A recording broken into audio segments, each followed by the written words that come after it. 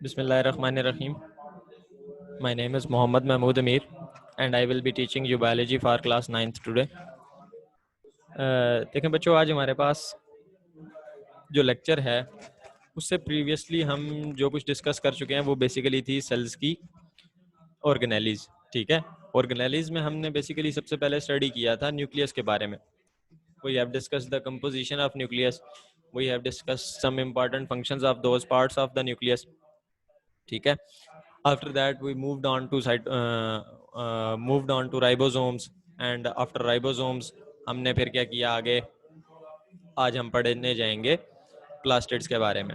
ठीक है, तो इससे पहले के टॉपिक्स में हमने पढ़ा कि किस तरह डिफरेंट ऑर्गेनेलीज जो हैं they are helping the cell to survive, means how they are helping the plant, how they are helping the cell to perform its proper function, to synthesize its required material. तो हम लोग जो है ये सारी चीज़ें डिस्कस कर चुके हैं। आज हम प्लास्टिड्स के बारे में पढ़ेंगे। अब ये जो प्लास्टिड्स हैं आपके पास basically these are plant specific organelle. ठीक है, प्लास्टिड्स जो हैं आपके पास वो बेसिकली सिर्फ और सिर्फ प्लांट्स के अंदर आपको मिलेंगे और प्लांट्स के अलावा आपको प्लास्टिड्स और किसी जगह पर नजर नहीं आएंगे। ठीक है, अब पहली लाइन पर गौर कीजिएगा। It says that plastids are also membrane bound organelle. Plastids are also membrane bound organelle. तो मेम्ब्रेन बाउंड ऑर्गेनेली का मतलब क्या है कि इनके गिर्द एक स्पेसिफिक मेम्ब्रेन होगी। ठीक है, मतलब इनकी अपनी एक सेल मेम्ब्रेन होगी। और हमने पढ़ा है कि membrane bounded organelles are only found in eukaryotes. Membrane bounded organelles are only found in eukaryotes. ठीक है, अब देखें, एक तो पहले मेम्ब्रेन बाउंड ऑर्गेनेली होने की वजह से ये कहाँ पर आ गई है, यूकैरियोट में आ गई है। दोबारा फिर क्या हुआ कि मेम्ब्रेन बाउंड ऑर्गेनेली होने की वजह से मेम्ब्रेन बाउंड ऑर्गेनेली होने की वजह से ये सिर्फ यूकैरियोट्स में स्पेसिफाई हो गई है, मींस प्रोकैरियोट्स में प्रेजेंट नहीं है। और उसके बाद मजीद इसकी सब डिवीजन क्या की गई कि ये सिर्फ और सिर्फ, ठीक है, प्लांट सेल के अंदर प्रेजेंट होते हैं। एनिमल सेल के अंदर प्लास्टिड्स का कोई कॉन्सेप्ट नहीं होता।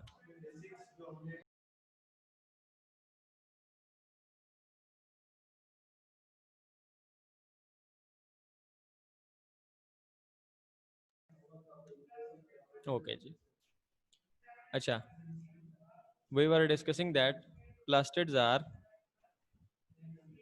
membrane bound organelles which are only present in plant cell. ठीक है, अब ये सिर्फ और सिर्फ प्लांट सेल में क्यों प्रेजेंट हैं? Because they help in photosynthesis. ठीक है, अब प्लांट्स के अलावा हमारे पास एक और चीज थी जिसको हमने बोला था कि प्लांट्स लाइक प्रोटिस्ट्स। ठीक है, होते वो भी यूकैरियोट्स हैं, लेकिन वो क्या हैं जी, प्लांट लाइक्स थे। प्लांट लाइक का मतलब क्या था? प्लांट लाइक का मतलब ये था कि उनके अंदर ऐसी उनकी कंपोजिशन ऐसी है, उनके अंदर चीज़ें ऐसी प्रेजेंट हैं, मटेरियल्स ऐसे प्रेजेंट हैं जो प्लांट्स को रिजेंबल करते हैं। ठीक है, जैसे एलजी फंजाई हो गई। अब एलजी में भी सिर्फ जो ब्लू ग्रीन एलजी होगी उसके अंदर आपके पास प्लास्टिड्स प्रेजेंट होंगे बिकॉज वो फोटोसिंथेसिस परफॉर्म कर सकती है। इसके अलावा बाकी एलजी में ये प्रेजेंट नहीं होंगे क्योंकि वो फोटोसिंथेसिस परफॉर्म नहीं कर पाती। ठीक हो गया, आई होप सो प्लास्टिड्स का बेसिक कॉन्सेप्ट आपको क्लियर हो गया होगा। बेसिक कॉन्सेप्ट क्या है कि ये आपके पास मेम्ब्रेन बाउंड ऑर्गेनेलीज हैं। मेम्ब्रेन बाउंड ऑर्गेनेलीज का मतलब इनके गिर्द स्पेसिफिक सेल मेम्ब्रेन है अपनी। ठीक है, और ये कहाँ पर प्रेजेंट होंगी? Only occurs in the cells of plants.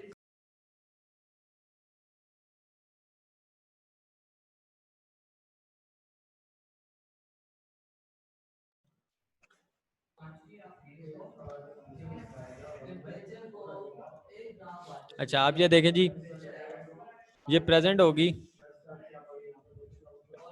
Plant cell के अंदर और फोटोसिंथेटिक प्रोटिस्ट्स के अंदर। अब इसकी जो है ना तीन टाइप्स हैं। इसकी कितनी टाइप्स हैं? तीन टाइप्स हैं। ठीक है, एक होते हैं क्लोरोप्लास्ट। ठीक है, जो बेसिकली क्या करेंगे, क्लोरोफिल बनाएंगे और फोटोसिंथेसिस करेंगे। फिर एक होंगे ल्यूकोप्लास्ट। ल्यूकोप्लास्ट ऐसे होंगे जो कलरलेस। ठीक है, क्लोरोप्लास्ट आपको सिर्फ और सिर्फ ग्रीन जगह पर नजर आएगा, green part of the plant में नजर आएगा। ठीक है, ल्यूकोप्लास्ट आपको कलरलेस वाइट ऐसे पार्ट्स में नजर आएगा जैसे रूट्स होती हैं प्लांट की। ठीक है, वो वाइट होती है। और फिर आपके पास आ जाता है क्रोमोप्लास्ट। क्रोमोप्लास्ट आपके पास बेसिकली उन पार्ट्स में प्रेजेंट होगा जिन पार्ट्स में डिफरेंट कलर्स प्रेजेंट होते हैं, जैसे red, yellow, green, blue, means flowers वगैरह हो गए। ठीक है, तो इसकी 3 टाइप्स मैंने आपको बता दी। पहली,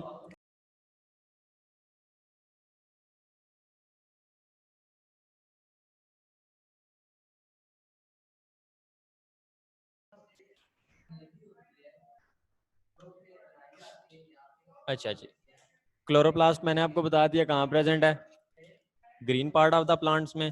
ल्यूकोप्लास्ट कहाँ पर प्रेजेंट है, white part of the plants जैसे कि रूट्स। और क्रोमोप्लास्ट कहाँ पर प्रेजेंट होगा, क्रोमोप्लास्ट आपके पास वहां प्रेजेंट होगा जहां पर, क्रोमोप्लास्ट वहां पर प्रेजेंट होगा जहां पर आपके पास डिफरेंट कलर्स प्रेजेंट हैं, such as pink, yellow, green etcetera. ठीक है, अब देखें जी, आपके पास आ गया है क्लोरोप्लास्ट। ठीक है, क्लोरोप्लास्ट की कंपोजिशन देखते हैं कि व्हाट इज क्लोरोप्लास्ट, या क्लोरोप्लास्ट आपके पास होता क्या है। ठीक है, क्लोरोप्लास्ट क्या है जी, like mitochondria chloroplast is also bound by a double membrane. अब ये देखें अगर आप डायग्राम में, तो आपके पास ये 2 सेपरेट मेम्ब्रेन्स आपको नजर आ रही होंगी। ठीक है, एक मेम्ब्रेन को इसने इनर मेम्ब्रेन के नाम से हाईलाइट किया, यानी जो अंदर की तरफ प्रेजेंट है, जो येलो पार्ट के साथ प्रेजेंट है, उसको क्या नाम दिया है, इनर मेम्ब्रेन का। और आउटर मेम्ब्रेन दूसरी है जो कि बिल्कुल ही इसके भी बाहर है। ठीक है, अब उसने लाइक माइटोकॉन्ड्रिया एग्जांपल दिया। लाइक माइटोकॉन्ड्रिया क्यों, माइटोकॉन्ड्रिया में भी हमने पढ़ा था डबल मेम्ब्रेन्स थी।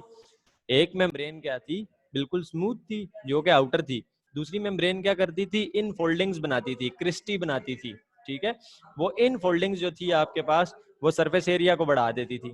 ठीक है, तो अब इसी तरह आपके पास जो क्लोरोप्लास्ट है, उसमें आपके पास बेसिकली क्या हो रहा है, उसमें भी आपके पास एक आउटर प्लेन मेम्ब्रेन है और उसी के फौरन साथ ही दूसरी इनर मेम्ब्रेन है। ठीक है, कहता है जी the outer membrane is smooth, बाहर वाली मेम्ब्रेन जो है वो बिल्कुल प्लेन होगी, बिल्कुल स्मूथ होगी। देख लें आपको यहाँ पर इसमें कुछ भी, कोई आड़ा टेढ़ापन, कोई उभरा हुआपन, कोई डिसफंक्शन नजर नहीं आ रहा, ये स्मूथ है बिल्कुल। ठीक है, while the inner membrane gives rise to sacs called thylakoids। अब ये जो आपको अंदर नजर आ रही है ना, ये जो आपको ऐसे लग रहा है जैसे ड्रम सा बना हुआ है, ठीक है, या जैसे सिक्के एक दूसरे के ऊपर स्टैक किए हो, कॉइन फिर उसके ऊपर कॉइन, फिर उसके ऊपर कॉइन, फिर उसके ऊपर कॉइन। ठीक है, अगर आपने ये कॉइन का स्टैक बनाया हुआ है, तो ये जो चीज है ना आपके पास, ये जो सैक्स सी बनी हुई है, these are called as thylakoids. These are called as thylakoids. The stack of thylakoids is called granum. अब एक की अगर बात की जाए, अब देखें ये इसके अंदर 1 2 3 4 5 6 7, तकरीबन 7 जो हैं वो क्या हैं, थाइलाकॉइड्स हैं। ठीक है, तो अगर इन सब को एज ए होल मैंने स्टडी करना हो, इस पूरे स्टैक को क्या करना हो, as a whole, as a one unit study करना हो, then it is known as granum. ठीक है, then it is known as granum. और अब अगर मैंने एक ग्रेनम के साथ दूसरा ग्रेनम भी स्टडी करना है और बहुत सारे ग्रेनम को जब इकट्ठा स्टडी करना है, तो जो प्लूरल मैं इस्तेमाल करूंगा वो क्या कहलाएगा, grana. That will be called as grana. ठीक है, अभी हमें इतना पता चल गया, अभी हमें इतना पता चल गया क्या, कि आपका जो माइटोकॉन्ड्रिया है उसमें और क्लोरोप्लास्ट में मेम्ब्रेन्स के लिहाज से क्या है, रिजेम्बलेंस है। मेम्ब्रेन्स के लिहाज से रिजेम्बलेंस किस तरह है, chloroplast is a double membrane bounded organelle. ठीक है, जस्ट लाइक माइटोकॉन्ड्रिया, वो भी क्या थी, डबल मेम्ब्रेन बाउंडेड ऑर्गेनेली थी। उसकी भी जो आउटर मेम्ब्रेन थी वो क्या थी, प्लेन थी। क्लोरोप्लास्ट की भी आउटर मेम्ब्रेन क्या है, प्लेन है। ठीक है, उसकी इनर मेम्ब्रेन इन फोल्डिंग्स बनाकर क्रिस्टी बनाती थी, इसकी इनर मेम्ब्रेन क्या करती है, थाइलाकॉइड्स बनाती है। ठीक है, और जब हम एक से ज्यादा थाइलाकॉइड को स्टडी करते हैं, स्टैक ऑफ थाइलाकॉइड्स को स्टडी करते हैं, then it is known as granum, plural is grana. अब जरा होप सो यहां तक क्लियर होगा। नेक्स्ट स्लाइड पर मूव करते हैं। अच्छा ये अब उसी का आगे कंटिन्यूएशन पार्ट है। ठीक है, कि ग्रेना बन गया तो आगे क्या होगा, grana float in the inner fluid of the chloroplast. अब ये जो आपको इस डायग्राम में येलो येलो नजर आ रहा है ना, ये जो सारा येलो पार्ट है, ठीक है, आप लोग अपनी बुक्स अपने सामने खोल के रखें तो आपको ये डायग्राम इंशाल्लाह बहुत ज्यादा क्लियर नजर आएगी और आपको मेरी बात समझने में भी आसानी होगी। ठीक है। अब ये जो आप लोगों के पास येलो पोर्शन नजर आ रहा है, ठीक है, ये जो येलो पोर्शन है इसको बोला जाता है inner fluid of chloroplast.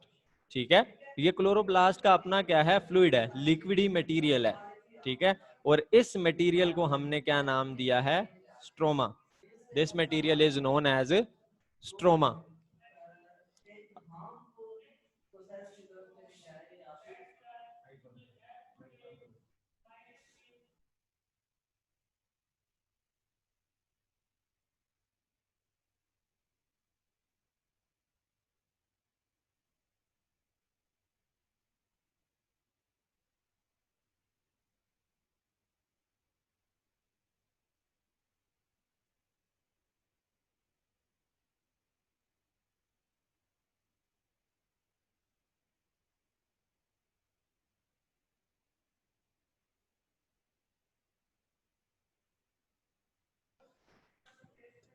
Grana floats in the inner fluid of chloroplast. ठीक है, तो क्लोरोप्लास्ट की जो कंपोजिशन है, in the composition of chloroplast there is a liquidy material present inside the chloroplast. ठीक है, तो in this chloroplast this liquid material is known as stroma. Chloroplasts are the sites of photosynthesis in eukaryotes. Means whatever the amount of photosynthesis is occurring in the eukaryotic cell, it will only occur in the chloroplast portion. So basically, these chloroplasts will be present in abundance in the these chloroplasts will be present in abundance in the green portions of the plants. Means young stems which are green in color, leaves which are green in color.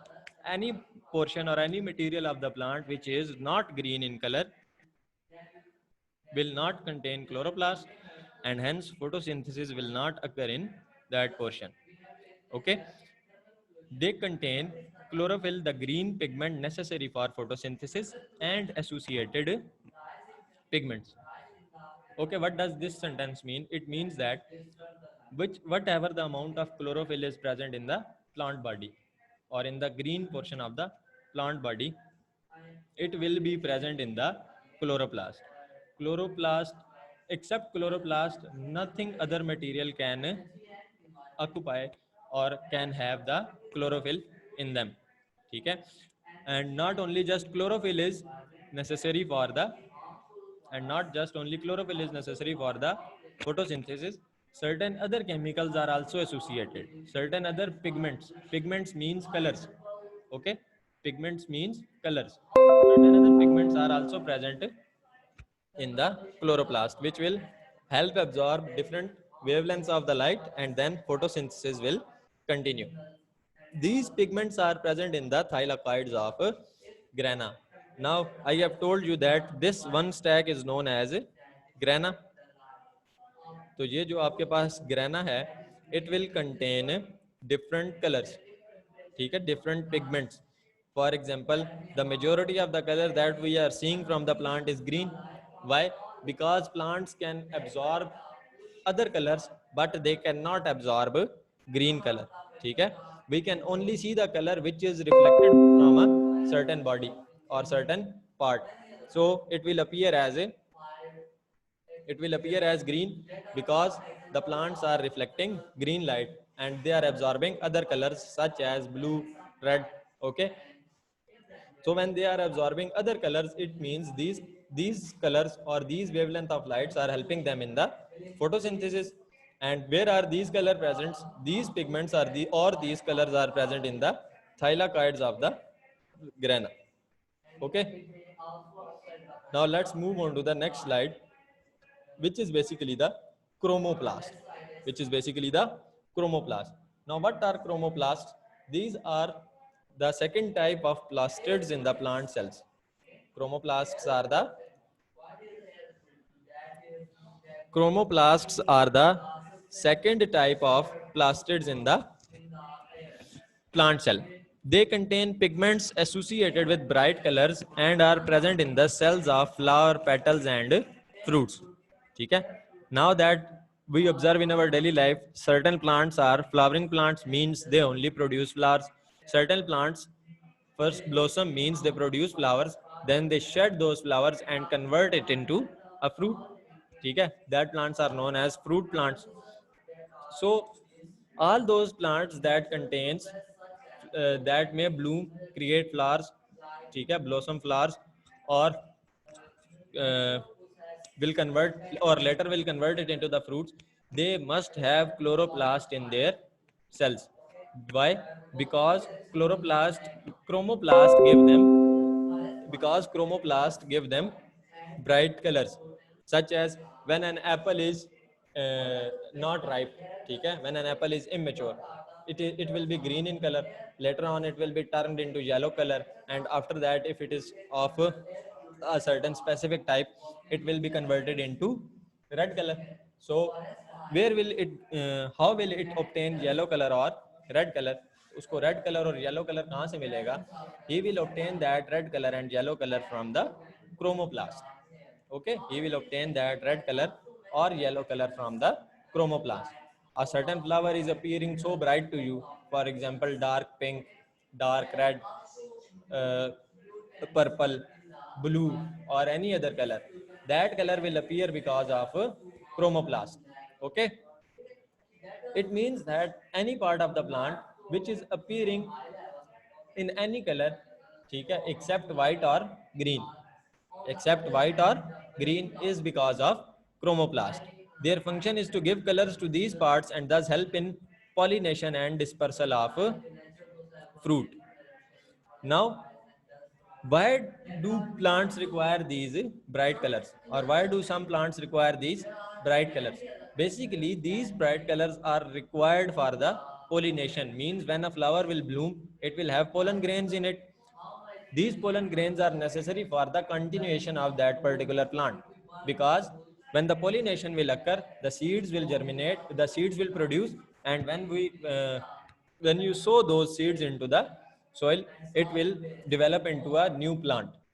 ठीक है, मतलब क्या है इस बात का कि आपने के पौधों के अंदर जब फूल खिलता है तो उसके अंदर पोलन ग्रेन्स बनते हैं, और पोलन ग्रेन्स फिर क्या बनाते हैं? पोलिनेशन के थ्रू सीड्स बनाते हैं, और उन सीड्स को जब जमीन में लगाया जाता है तो उनसे नया पौधा निकलता है. Means it is the continuity of life.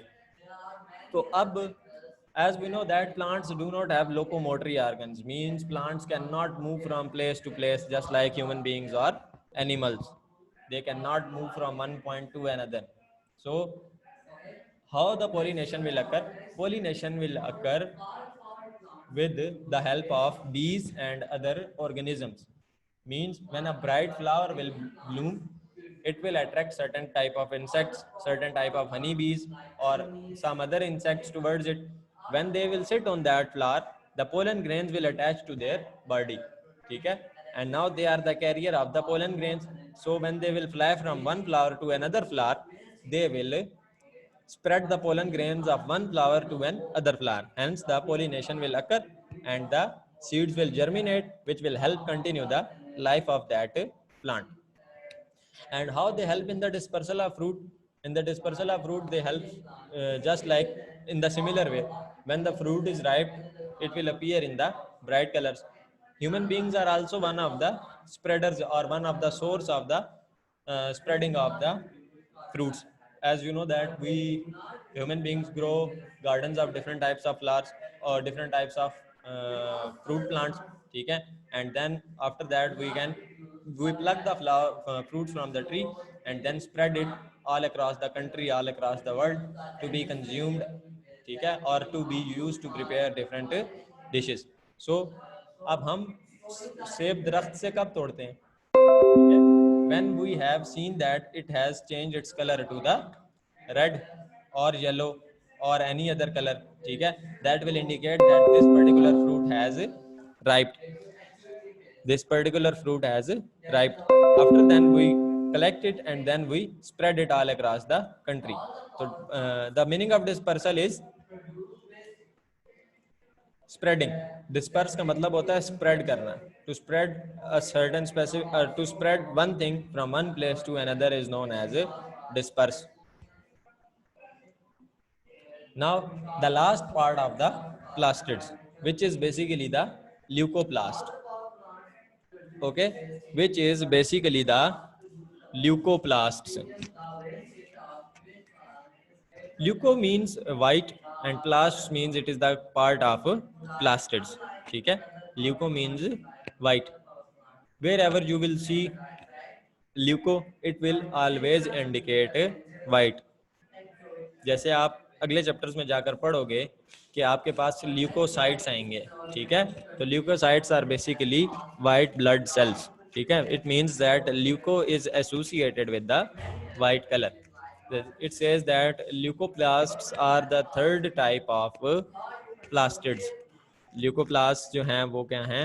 Third type of plastid हैं, third and last type. They are colorless and store starch, proteins and lipids. Now what are they? They are colorless, means they will have no color, they will appear white, ठीक है। They have no pigment. तो अब plant के अंदर we have observed very carefully that the only portion which is colorless in plants is mostly their roots. Only their roots appear white in color. उसके अलावा कोई चीज आपको इस तरह प्रोमिनेंट वाइट कलर में नजर नहीं आती, ठीक है। They are present in the cells of those parts where food is stored.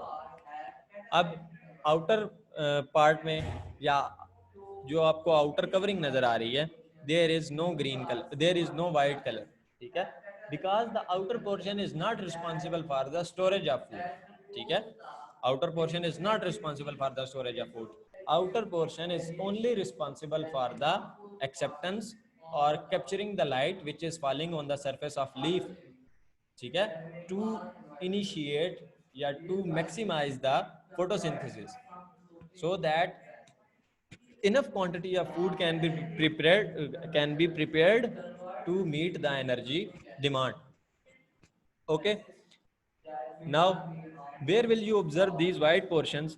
These are only present inside the plant where food is stored, and food is stored in the form of starch, proteins and lipids. अब starch जो है आपके पास वो basically sugar की एक type कह सकते हैं आप, ठीक है। It provides energy to the plant body, और प्रोटीन्स और lipids we know that they are necessary for the maintenance of cell membrane and different other membranes. Okay, अब हम इनका बेसिकली फंक्शन क्या है? फूड को स्टोर करना। Why the plants require to store food?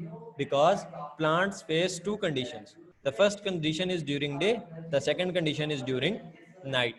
Okay, during day, when there is enough sunlight, the plants are absorbing or capturing this sunlight and they are continuously making their food, ठीक है। On a brighter day, on a very bright day, they will make enough food. Now after that which will be जो उनकी ज़रूरत से क्या है थोड़ा सा ज़्यादा भी हो सकता है, ठीक है। So they will store that food for later use. Why? Because when the night falls there is no sunlight, so there is no production of food.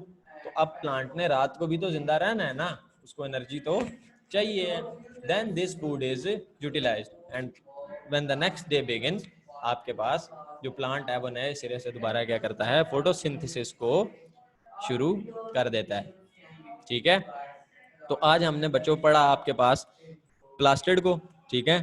Plastid में we observed that there were three basic types of plastids. Chloroplasts which were green in colour, ठीक है, they impart green colour to the plant. Leucoplast they impart white colour to the plants, means इसकी वजह से पौधे सफ़ेद हो जाते हैं। And chromoplast they impart bright colours, means red, green, blue, yellow, any attractive colour, ठीक है, which will attract different organisms for its pollination. फिर हमने after that when we studied chloroplast in detail, we observed that chloroplast जो है वो क्या था? Double membrane bounded organelle है, ठीक है। It is a double membrane bounded organelle and its outer membrane is plain and the inner membrane form stacks of thylakoids, and when we study a complete stack of thylakoid it is known as a granum, ठीक है। The plural of which is grana, means one whole stack is known as a granum, and when we will study collectively all of these stacks it will be known as a grana. ठीक है. Then we studied that there is a yellow matrix which is known as stroma present in the chloroplast. ठीक है, which is basically the site for the photosynthesis in eukaryotes. Okay, they contain associated pigments, other colors like blue. Blue light is the plants absorb maximum blue light their to make their body grow, because in the blue light photosynthesis occurs at its maximum rate. These pigments are present in the thylakoids of grana. These pigments will appear in these stacks. In the chromoplast, which is the second type of plastid in the plant cells, it imparts bright colors to the plants. ठीक है, so they will basically present in the petals or fruits. Their function is to give colors to these parts and thus help in pollination and dispersal of fruit. Means they will make the plant attractive to attract different organisms, to attract different insects, and thus it will help them in pollination and in the dispersal of fruit. So that in 1 year, if a plant is growing only here, when the next year begin, it will have spread its seeds and it will have multiplied into many numbers. ठीक है. And after that we observed the leucoplasts. Leucoplast was the third kind of plastid. They were colorless and they were present in the those parts which will store food, such as roots of the plants. So now if you have any question you can ask. अच्छा जी, देखें हमारे पास एक question आया है. I can not understand the difference between thylakoids, grana and granum. अब देखें बच्चे, if you have opened your book in front of you, you will see a diagram like this. Okay, focus on this diagram. अब ये देखें, आपको ऐसे लगेगा जैसे एक सिक्के के ऊपर दूसरा सिक्का, दूसरे सिक्के के ऊपर तीसरा सिक्का, फिर चौथा सिक्का. इस तरह क्या है जी, ये आपके पास just like coins, they have been stacked upon one another. ठीक है, they have been stacked upon one another. अब उन कॉइन्स में से if I take just one coin, only that single coin will be known as a thylakoid. ठीक है.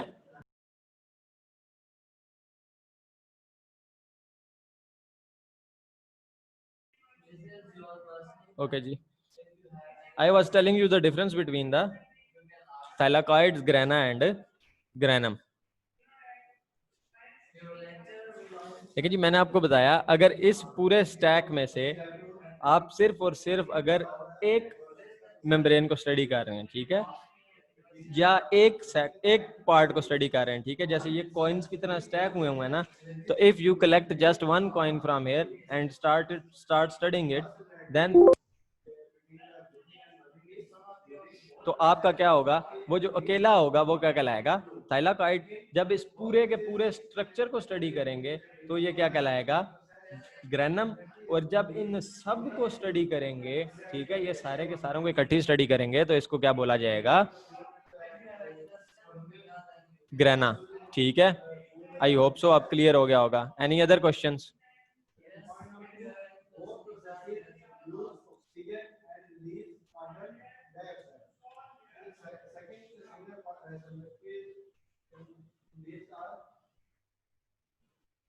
Okay students, hurry up. बच्चे, there is no difference between grana and plastid. जो plastid का type है वो क्या है, ग्रेना. अब ठीक है, प्लास्टिड ग्रेना कंबाइन होते हैं आपके पास, तो पूरा क्या होता है, आगे एक प्लास्टिड का स्ट्रक्चर बनता है. तो ये उसका कंपोजिशन है. ये आप मेरे से ऐसा सवाल कर रहे हैं जैसे सर घर और ईंट में क्या फर्क है. ठीक है, तो बेसिकली ईंटें जुड़ेंगी तो घर बनेगा. तो इसी तरह ग्रेना जो है वो क्या है, ग्रेना जो है वो प्लास्टिड्स का एक पार्ट है. Any other question?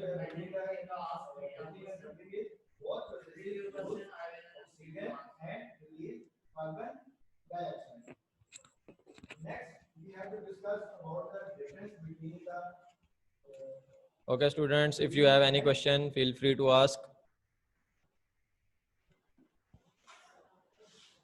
And if you do not have any question, then I will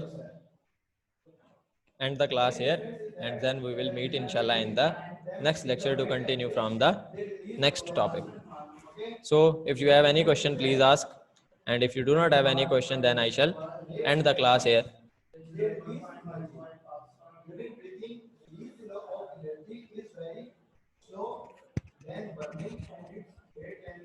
class है मेरी अपनी जाना में.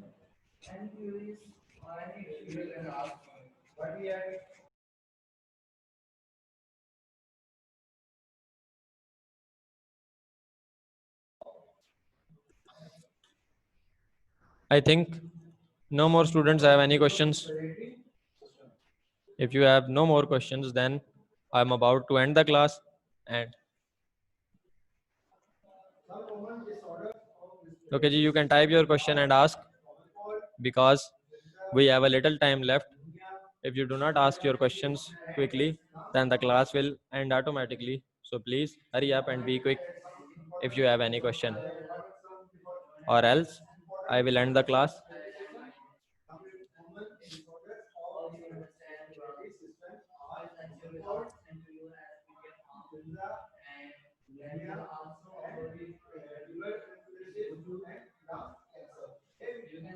Okay, ji. Inshallah, we will meet in the next lecture with the new topic. Until then, Allah Hafiz.